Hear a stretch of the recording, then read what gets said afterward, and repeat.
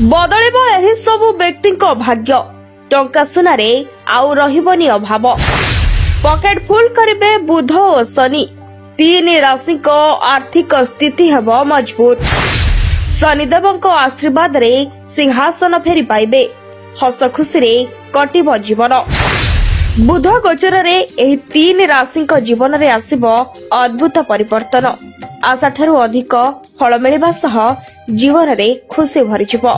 शनिदेव आशीर्वाद मिलिबो जीवन रे रहिथिबा संकट सब दूर होइजिबो आयठू कमिजिबो व्यय रोजगार भल बाट खोलिबो फेब्रुआरी 8 तारिख शनिवार ब्रह्म मुहूर्त आरंभ समय और अपराह्न वैदिक ज्योतिष शास्त्र दुईटी गुरुत्वपूर्ण ग्रह बुध एवं शनि एक शुभ संयोग सृष्टि करछंती ज्योतिष शास्त्र रे एही योग को दिवादश योग कहा जाए ज्योतिष शास्त्र अनुसार यह योग सृष्टि हुए जेतबळे कालपुरुष राशि रे द्वितीय एवं द्वादश घरे दुईटी ग्रह अवस्थित रहिथांती वैदिक ज्योतिष शास्त्र गाणितिक गणना अनुसार जेतबळे दुईटी ग्रह परस्पर ठारू 30 डिग्री अवस्थित सेतबळे एही योग सृष्टि हुए एही योग को ज्योतिष शास्त्र रे भल विवेचना करा जाए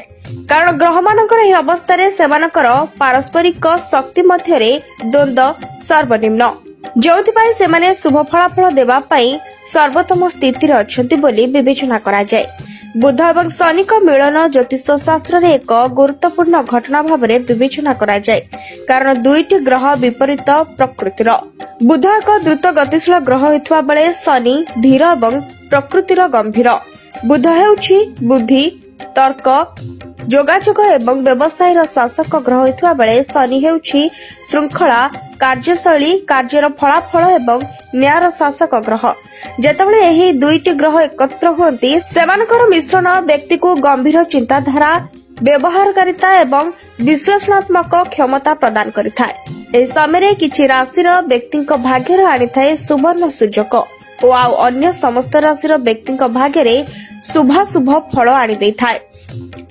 तेबे एही दुर्लभ संयोग एही तीन राशिर व्यक्ति विशेष को गरीबरु मध्य कोटिपति कर दे पारे तेबे आसंतु जानिबा एही राशिर व्यक्ति विशेष को भाग्य रे कोन घटिबो मिथुन राशि मिथुनंकर प्रभु हेउछंती बुध बुध एवं शनि सहित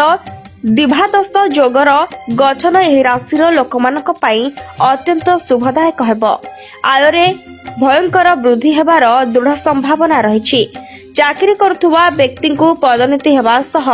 वेतन वृद्धि हेबो व्यवसायी माने नूतन ऑर्डर पाइबा सह सहभागिता द्वारा उपकृत हेबे परिवार एवं सांगमानक सहित संपर्क उन्नत हेबो प्रेम संपर्क रे विश्वास और बुझापड़ा वृद्धि पाइबो जहा संपर्क को मजबूत करिबो व्यवसाय रे विस्तार करबा पई सुवर्ण सुजोग पाइबे आपण नूतन योजना एवं विनियोग रु लाभ पाइबे जहा आपणकर व्यवसाय स्थिति को दृढ़ करिबो स्वास्थ्य अवस्था भल रहइबो पारिवारिक जीवन मध्य सुखमय हेबो कन्या राशि बुध एवं शनिर एही मिश्रण कन्या राशि पाई मध्य बहुत लाभदायक हेबो बुध ग्रहर प्रभाव हेतु एही राशिर लोक माने विशेष लाभ पाइबार संभावना रहिछि नूतन आय जोगु आपणक पॉकेट और घर टंका रे भर्ती होइछबो निवेश रु लाभ पाइबा संभावना अछि जहा आर्थिक स्थिति को मजबूत करिबो ऋणग्रस्त लोक माने ऋण मुक्ति पाइबे परिवार सदस्यଙ୍କ सह समन्वय वृद्धि पाइबो पुराना विवाद रो समाधान हेबो एवं संपर्क रे मधुरता रहइबो व्यवसाय रे नूतन अंशीदार मानकर सहयोग आपण आगो को बढ़िबा सह लाभवान मध्य हेबे नूतन प्रकल्प आरंभ हेबो जहा भविष्य रे लाभदायक प्रमाणित हेबो आपण भलो स्वास्थ्य सहित शनिदेवଙ୍କ आशीर्वाद प्राप्त हेबे मकर राशि प्रभु हेउछंती शनि शनि एवं बुध सहित दिवादश जोग गठन एही राशिर लोकंक पई सकारात्मक फलाफल आनिबो एही राशिर लोकमानक पई आर्थिक लाभ हेबार संभावना रहिछि अटकी रहितबा टंका मिलिबो आपण उभय पुराना एवं नूतन विनियोग रु लाभ पाइबे व्यवसाय रे नूतन सुजोग हेतु लाभ रे एक बड़ वृद्धि घटिबो व्यवसाय विस्तार करबा को योजना सफल हेबो परिवार रे सुख एवं शांति रहिबो आपणक जीवन साथी सह संपर्क गभीर हेबो एवं पारस्परिक बुझामणा वृद्धि पाइबो मन खुशी रहिबो जदि आपणक जीवन रे किछि संकट आसुथाय तेबे भलो ज्योतिषंकर परामर्श नै आसु समाधान बाट करंतु